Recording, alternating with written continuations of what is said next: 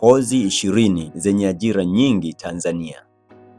Je, unakaribia kujiunga na chuo lakini hujui ni kozi gani ikupe nafasi kubwa ya kupata ajira?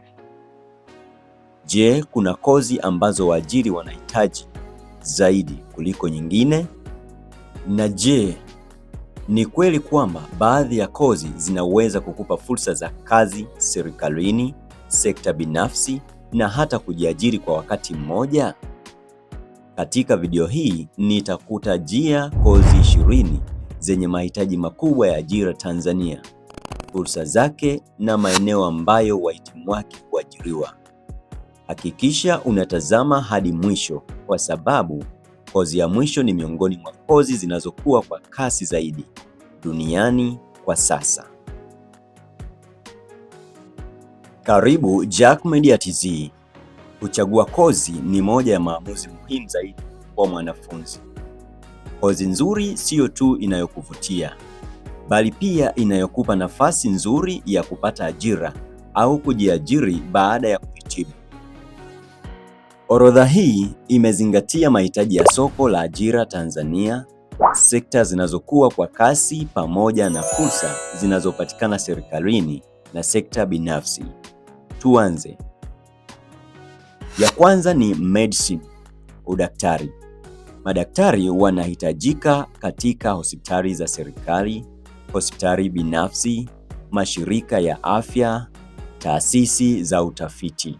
Mahitaji ya huduma za afya yanaendelea kuongezeka kila mwaka. Hivyo, fursa za ajira bado ni kubwa sana. Namba 2, nursing. Wauguzi ni miongoni mwa wataalamu wanaohitajika sana nchini. Wanaweza kufanya kazi katika hospitali, vituo vya afya, mashirika ya afya ya kimataifa na miradi ya afya ya jamii. 3 ni pharmacy. Wataalamu wa dawa wanahitajika katika mahospitali, maduka ya dawa, kampuni za dawa na maabara. Ni kozi yenye fursa za ajira na biashara kwa pamoja. Namba 4, medical laboratory science. Kabla mgonjwa hajaanza matibabu, vipimo hufanyika maabara. Hii inafanya wataalamu wa maabara kuwa sehemu muhimu sana ya mfumo wa afya.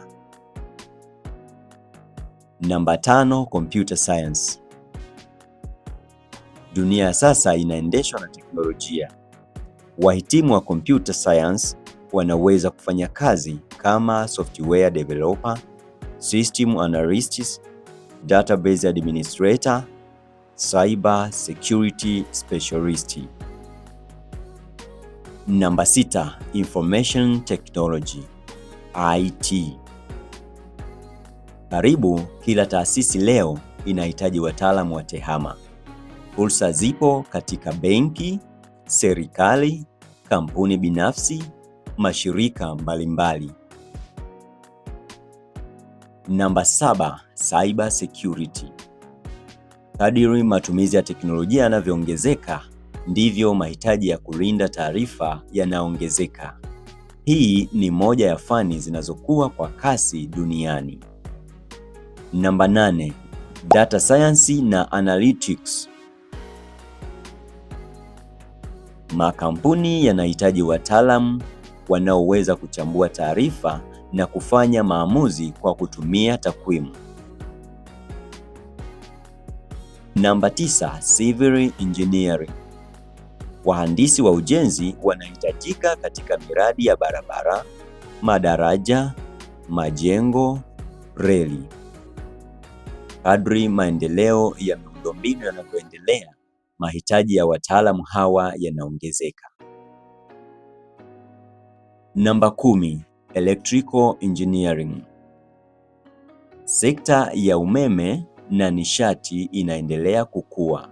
Wahitimu wanaweza kufanya kazi katika TANESCO, makampuni ya nishati, viwanda na miradi ya umeme. 11, mechanical engineering. Kozi hii ina nafasi katika viwanda, migodi, makampuni ya uzalishaji na miradi ya kiufundi. 12. Mining Engineering. Tanzania ni miongoni mwa nchi zenye rasilimali nyingi za madini. Wahitimu wa mining engineering wanaweza kufanya kazi katika migodi ya dhahabu, migodi ya almasi, migodi ya makaa ya mawe na kampuni za uchimbaji. 13. Geology. Kabla ya uchimbaji wa madini kufanyika, wataalamu wa jiolojia hufanya uchunguzi wa maeneo yenye rasilimali. Hii ni fani muhimu sana katika sekta ya madini. Namba 14. Accounting. Kila taasisi inayopokea au kutumia fedha inahitaji wahasibu. Fursa zipo katika serikali, benki, mashirika na kampuni binafsi. Namba 15. Procurement and Supply Chain Management. Ununuzi na usimamizi wa vifaa ni sehemu muhimu katika taasisi nyingi. Wataalamu wa procurement wanahitajika karibu kila sekta. 16. Human Resource Management. Rasilimali watu ni msingi wa mafanikio ya taasisi yoyote. Wahitimu wa kozi hii wanaweza kufanya kazi katika idara za utawala na usimamizi wa wafanyakazi. 17. Law. Wanasheria wana nafasi katika mahakama, serikali, makampuni, mashirika na kujiajiri. Ni moja ya fani zinazobaki kuwa na mahitaji makubwa. Namba 18. Education Science. Walimu wa sayansi wanaendelea kuhitajika katika shule nyingi nchini. Masomo kama hisabati, fizikia, kemia na biology yana uhaba wa walimu katika maeneo mengi. Namba 19. Agriculture. Kilimo kinaendelea kuwa uti wa mgongo wa uchumi wa Tanzania. Wataalamu wa kilimo wanahitajika katika miradi ya maendeleo, makampuni ya pembejeo, mashirika ya kilimo na ujasiriamali.